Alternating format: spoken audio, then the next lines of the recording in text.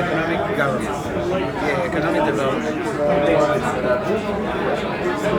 Yes, yes. Thank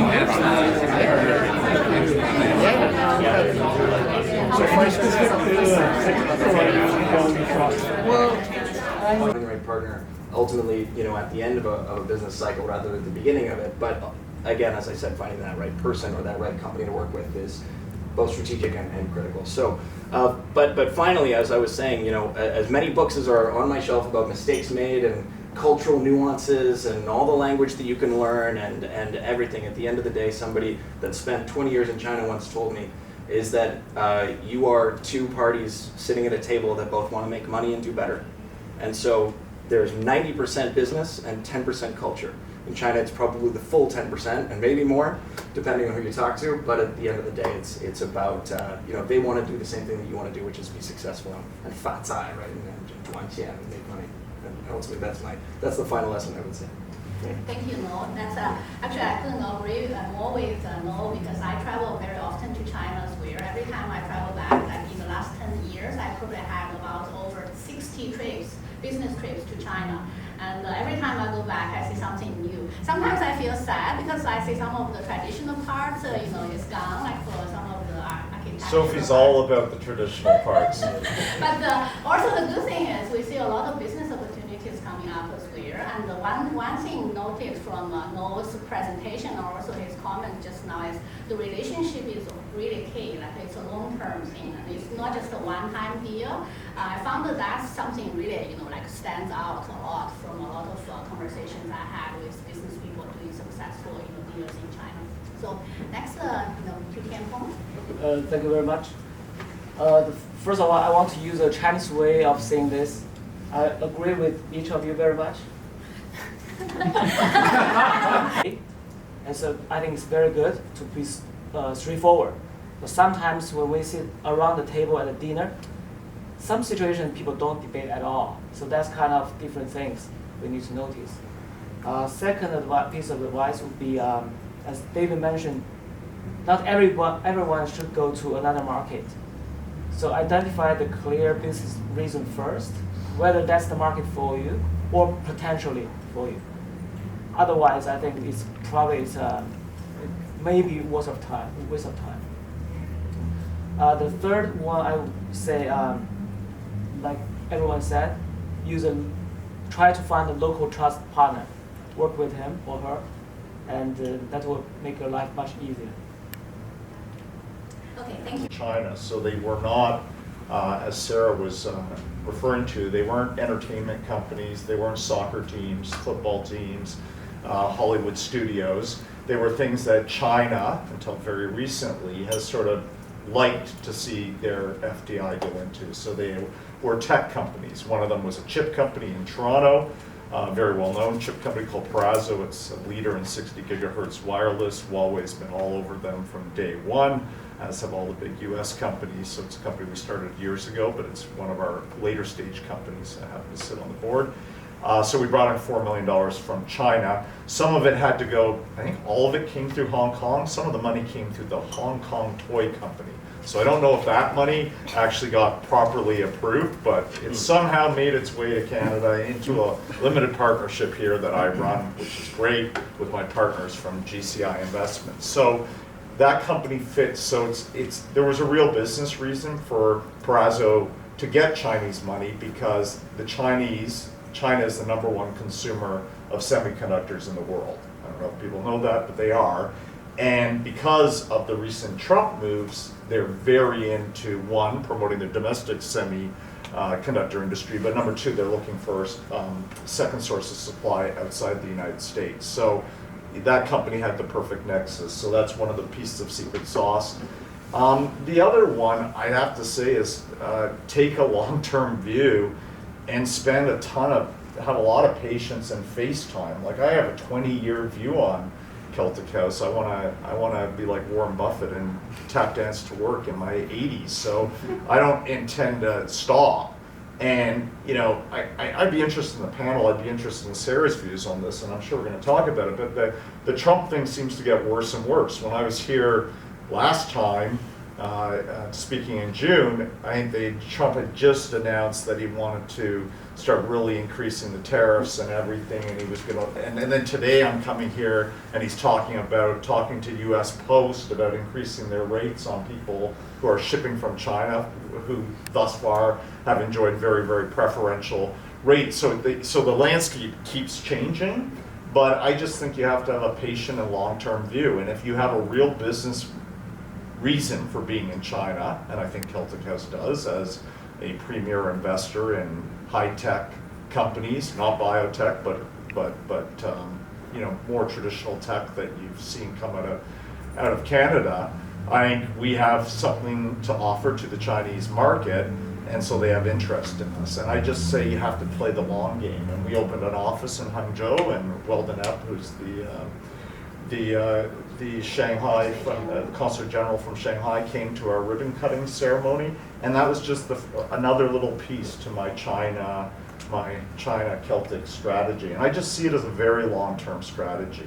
And the way I look at it is every time I make Chinese investors money, and we've now done 5 investments with Chinese investors, all in Canada. Much harder for us to go over to China, by the way, because I sort of know what I know and I know what I don't know. And I'll give you a little example. We're selling a company right now to a decacorn, which is, if anyone's not in venture, that means you know what a unicorn is? A decacorn is a company that's gotten to $10 billion private market valuation. So we're selling it to actually a pretty controversial decacorn in the United States. And my Chinese co-investor was calling me the other day, and she said, if we're going to take their paper, they're not public yet, so we're taking their private equity, right? We're taking their private paper. So there's a secondary market for it, but it's pretty hard to sell unless you get it on the secondary market. And she said, well, what if it doesn't go well? And I said, well, then I guess we shouldn't have done the deal, but they're paying us a great, we're getting a 10x or something. It's a great deal for us. And she said, well, do you think the US buyer, if it doesn't go well, would just sell us back the company for $1? And I said, and what's funny is I hear that all the time in China. When I get Chinese investors, they will often ask me, what happens if it goes wrong? I said, well, I guess we're all going to lose our money. But in China, there are these gambling deals, there's these deals, and anyone who's on the ground in China knows what I'm talking about, where you put in money and then you swap out money, and if something happens, you pay the guy back and everything. And so it was a very normal comment for her to make to me, but I had to educate her. I said, no US buyer is going to buy our company. I mean, earnouts go the opposite way. No US buyer is going to buy our company and then say, if it doesn't work out with us and we don't go public at some $20 billion valuation, we're just going to let you have the asset back. It doesn't work that way.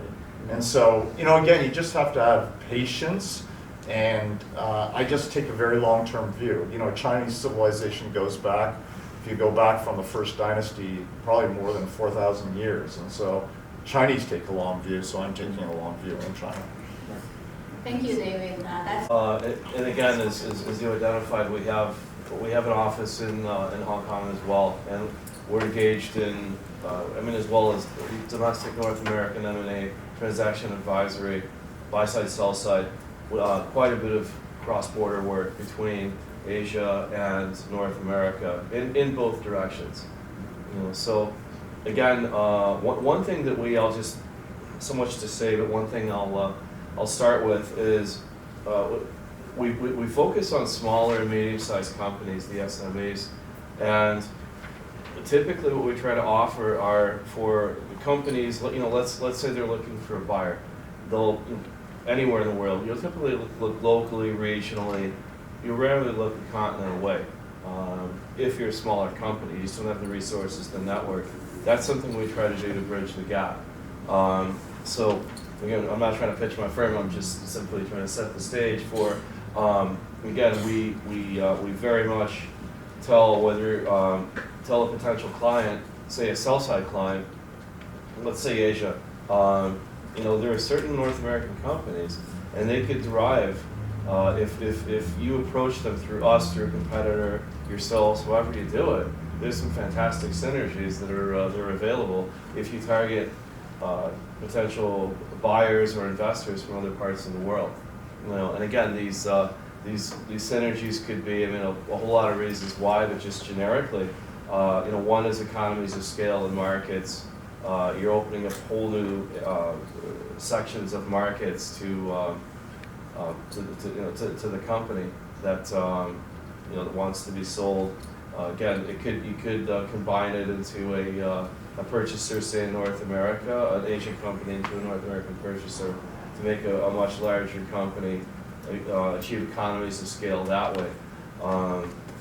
And also as well too, I find there's just in my experience, the grass is always greener in terms of there are all sorts of North American purchasers that they think, oh, you know, we've got to get somehow exposure into Asia. We have to buy an Asian company, but we don't know how to go about it. Same thing, a lot of Asian companies, I mean, wow, look at all this technologies in North America. Look at the expertise here. Again, there's a wealth of potential. Finally, I want to quickly add to what you just said. In terms of sectors, you know, the deals you made, you know, passed for merger and acquisition.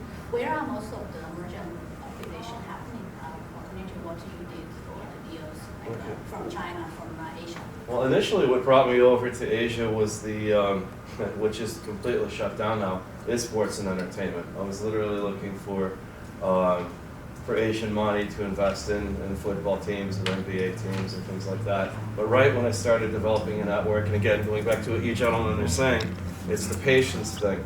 You know, you have to, it's not like we do over here, let alone, I'm American as well as Canadian, especially in the States.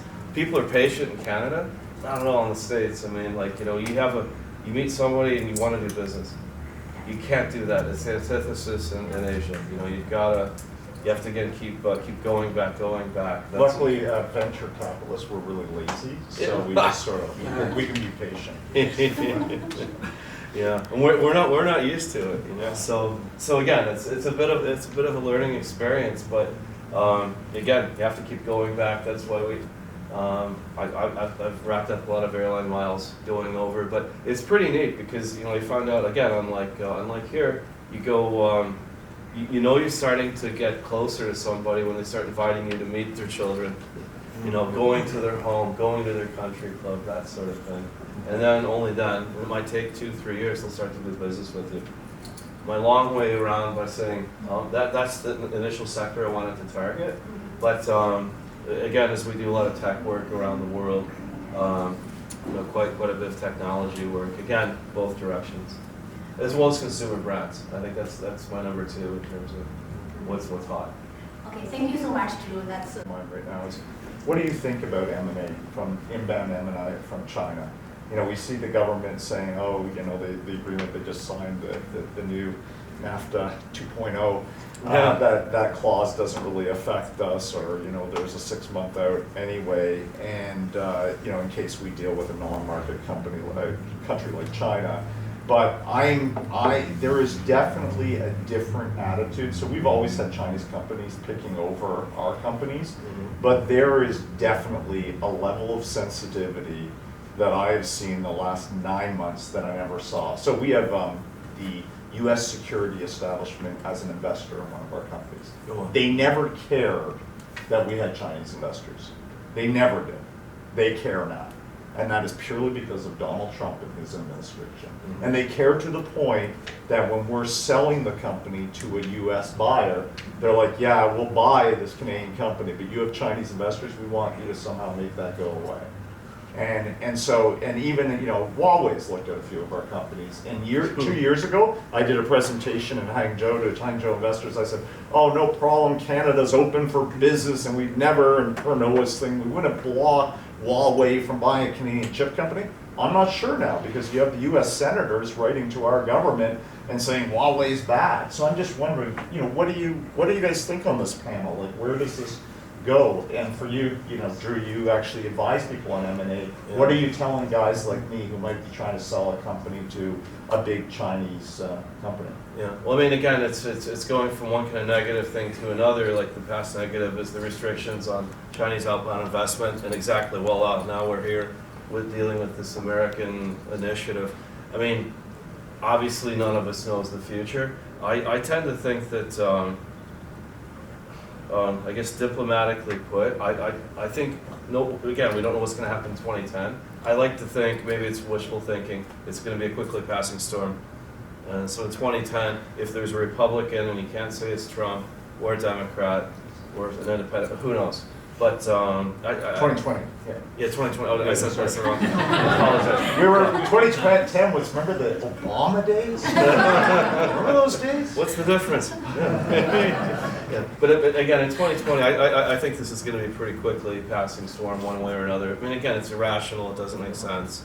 But it does have an effect. And Oh, anyone absolutely. who doesn't think it has an effect. No, like it I underestimated the effect because I thought, you know, the Chinese are going to outplay Trump. He's like a little baby. You just give him some trademarks, you know, the Trump trademark they gave him, and he'll be happy. In China, he was trying to get Trump. Organization was trying to get trademarks, so the Chinese gave him his trademarks as a little gift. But I'm not. I don't know. It's had a. Yeah. I can feel the effect on a weekly basis. No, and we're seeing it as well. Yeah, and it's just, where does it stop? He's throwing all the toys out of the crib now. It's like the mattress and the pillow, and it's Yeah. you know, it's crazy. I guess one thing that comes to mind though that's kind of neat, and I'd be interested if any of you are experiencing it.